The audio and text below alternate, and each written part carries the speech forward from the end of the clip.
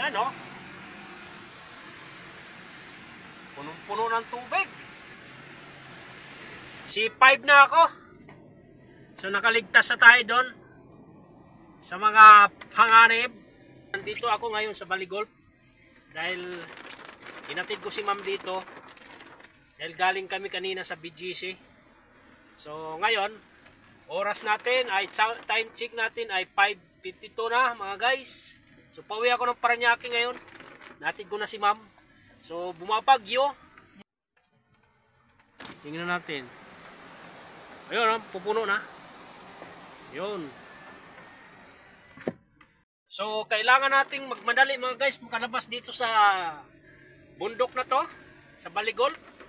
Dahil subok na ako dito. Nung dati pumunta ako dito, rumaragas ang tubig nito galing sa taas, ng bundok, pababa. Tapos pagdating dito sa may Sibmore sa baba, so nai-stack yung tubig doon mga guys. Kaya mahirap na. Kailangan natin makalabas dito. So si guard ayaw pa ako pagbuksan. Ayop yan, ayaw ko pagbuksan ni guard. Hayop ka guard, hayop ka. Tang na mo. Hayop yan guard na yan. Natutulog man.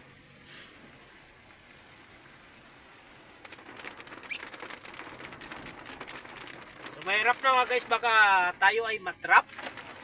So sila boss nga ngayon, tumawag kay ma'am. Nandun sila sa Caloocan. So hindi nga yata sila makakauwi ngayon dahil kanina nga daw paglabas nila sa Quirino Highway, so natrap daw sila doon. So wala silang magawa mga guys. Bumalik sila sa office. So baka magpapalipas muna sila ng baha. Alright, tagbaha na ngayon mga guys. Oh, tingnan naman. Ako nito, bahala na to. Tuloy-tuloy to hanggang makauwi ako sa Merpel. Oh. Oh, diba? Oh, ha ha ha. Kadidetail ko lang ito, kapapatuyo ko lang nitong sasakyan na to ng carpet dahil na nung nakaraan nabaha din ito ng anak ni ma'am. Nabasa yung carpet, so nangamoy. Ang ginawa ko, tinanggal ko yung carpet niya. Ngayon, sana naman hindi rin naman pasukin ng tubig to. Kasi pag pinasok na naman to ng tubig, mangangamoy na naman to mga guys. So dito na tayo, palabas tayo ng guard, pangalawang guard.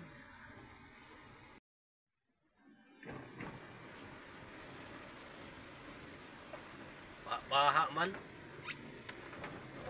Diba? Sana wala tayong baha. Hello! Shout out! Ha ha ha! Shout out sa inyo! Ang sarap maligo sa ulan, oh.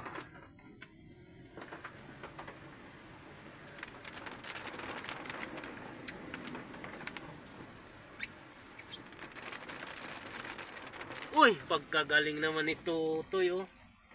Ligo man, oh.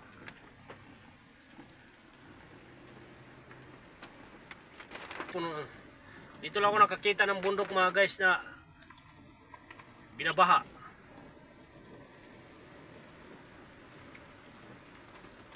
Grabe. Hindi pa gaano yan, pero kung lalakas ito ng ulan, ulan lang ng malakas mga 2 oras, ay grabe ito.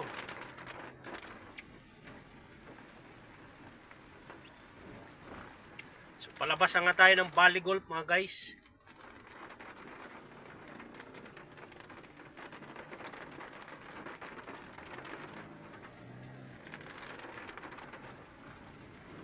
Alright.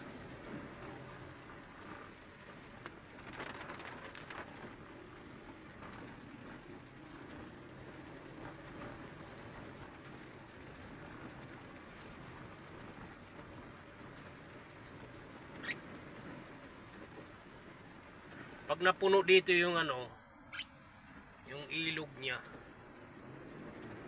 apaw na yung tubig nito eh.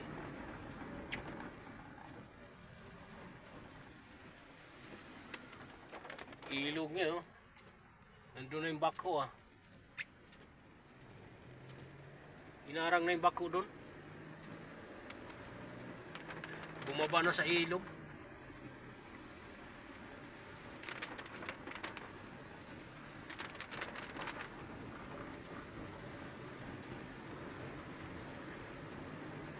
Alright! Pa-shipmore na tayo mga guys.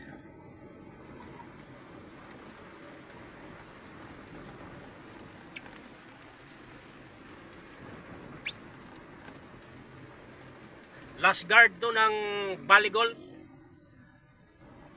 So pa-Ortigas na to pagkakanan ako. Yan.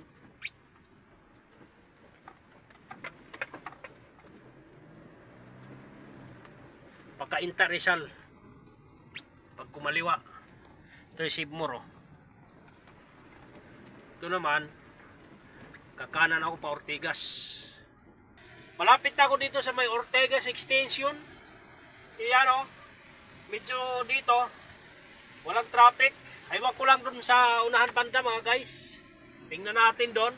Oh. Bali dito banda wala pang traffic. So tingnan natin doon mamaya. Malapit sa C5 kung wala din bang traffic. Sana nga ganito lang para makauwi tayo agad.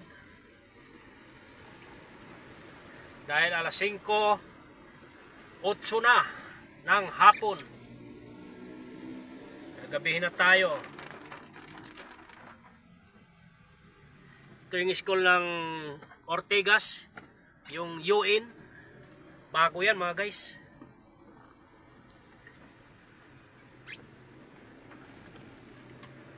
UN.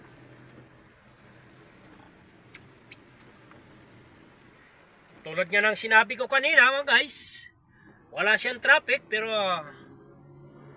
yon. Sa kasamaang palad, medyo istak-istak tayo ng konti. Dito pa lang tayo sa SM Ortigas mga guys. Yun. Istak-istak tayo ng konti dito.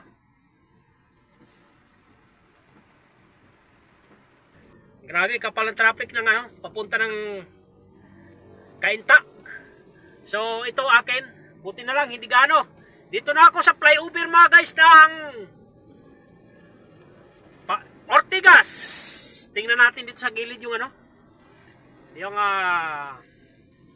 Marikina River.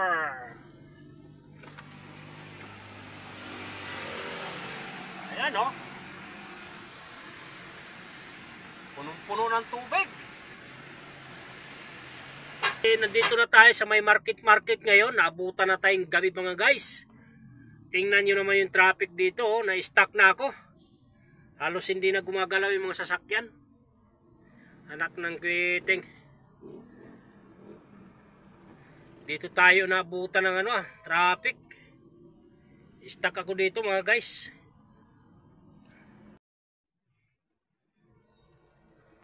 Na-stuck tayo sa traffic. Malapit na sana Anak ng kwiting. Stuck pa.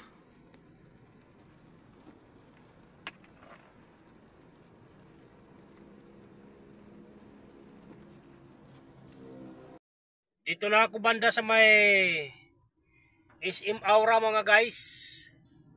Ito yung kalagayan ngayon ng traffic dito sa may SM Aura. Parang siya, parking lot. Yung kalsada ngayon dito mga guys.